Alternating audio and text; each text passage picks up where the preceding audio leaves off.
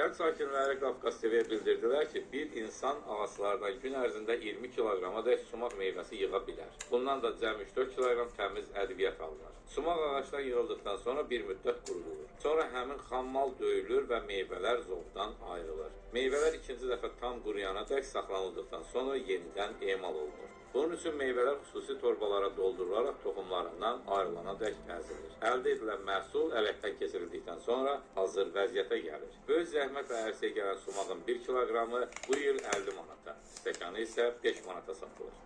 Nümayəndəlikdə yaşayan əhalinin əsas məşğuliyyəti heyvandarlıq, əkinçilik, qismən bağçılıq olsa da, bizim ərazinin sakinlərinin bir özəl məşğuliyyət sahəsi də var.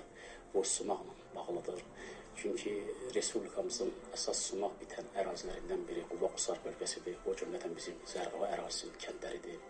Əhali öz maddi təminatını, dolanışını təmin etmək üçün həmin sumağı kollardan yığaraq emal edir və onların öz maddi rifahının yüksəldilməsi, yaşlaşdırılması istiqamətində onlardan istifadə edirlər.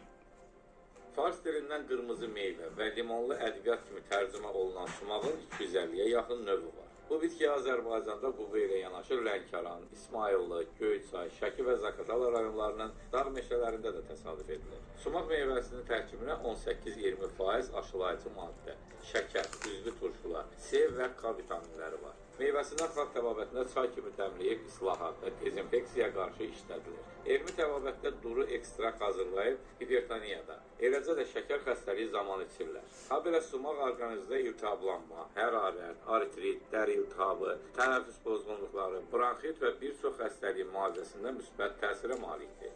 Ədviyyat olaraq istifadə edilməsi ilə yanaşı, boya sənayesi sahələrində də istifadə edilən sumaq